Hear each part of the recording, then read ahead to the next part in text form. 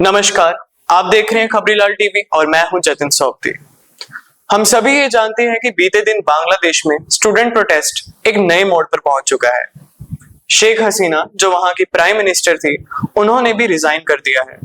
But do you know the reason behind this? ये सब कुछ हुआ क्यों?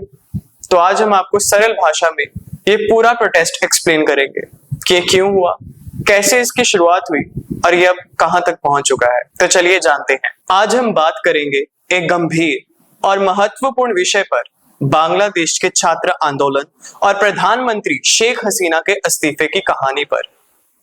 यह विषय केवल बांग्लादेश के राजनीतिक परिदृश्य का नहीं, उस तक ही सीमित नहीं है, बल्कि हमें लोकतंत्र, स्वतंत्रता और सामाजिक न्याय के महत्व को समझाने का एक महत्वपूर्ण प्रयास या अवसर भी देता है।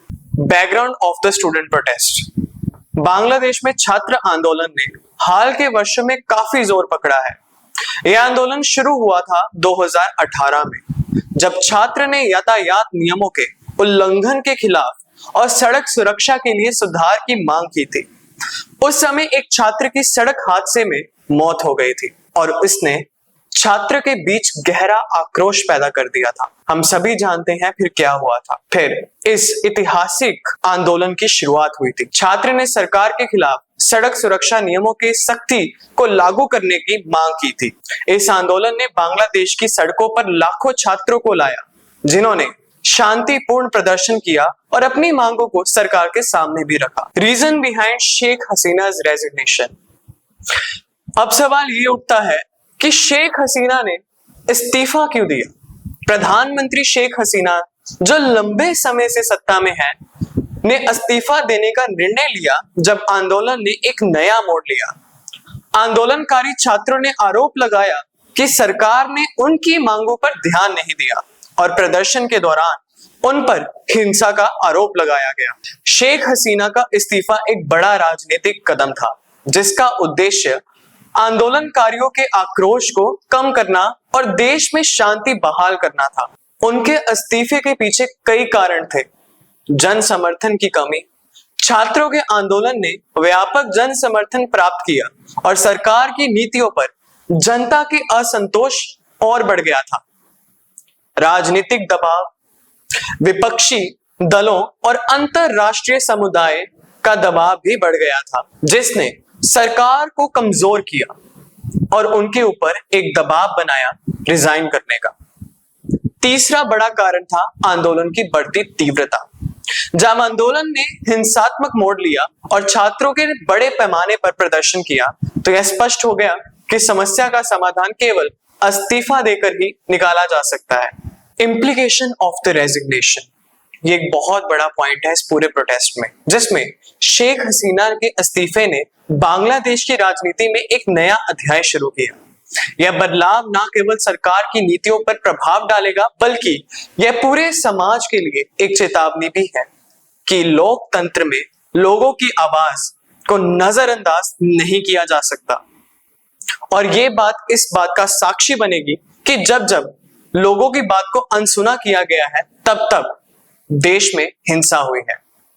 आज हम बांग्लादेश के, जी हां, हम बांग्लादेश के छात्र आंदोलन और शेख हसीना के इस्तीफे की बात करते हैं, तो हमें यह समझना चाहिए कि यह केवल एक राजनीतिक घटना नहीं है, बल्कि यह लोकतंत्र और समाज के मूलभूत सिद्धांतों की रक्षा के लिए एक संघर्ष भी है। यह हमें यह सिखाता है कि सत्ता में बैठे लोग कितने भी मजबूत क्यों ना हो, अगर वे जनता की आवाज नहीं सुनते, तो उन्हें एक ना एक दिन जनता के गुस्से का सामना तो करना ही पड़ेगा। और अब खबर ये है कि शेख हसीना ने रिजाइन कर दिया है और वो भारत आ गए हैं गाजियाबाद में। पर रुको, अगर आपको यही लग रहा है कि इस पूरे स्टूडेंट प्रोटेस्ट का सिर्फ यही कारण था कि सड़क हादसे पर हुई मृत्यु के बाद स्टूडेंट बहुत ज्यादा आक्रोश में आ गए थे, तो नहीं, ये इतनी सी बात नहीं है। इसमें एक और महत्वपूर्ण मुद्दा जुड़ता है।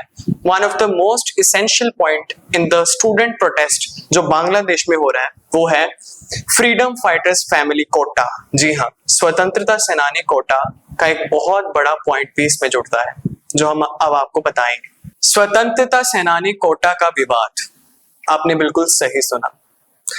बांग्लादेश में स्वतंत्रता सेनानी कोटा प्रणाली एक ऐसी नीति है जिसके तहत स्वतंत्रता संग्राम में भाग लेने वाले व्यक्तियों और उनके परिवारों को सरकारी नौकरी और शिक्षा में विशेष, बिल्कुल सही सुना, शिक्षा में विशेष लाभ मिलता है।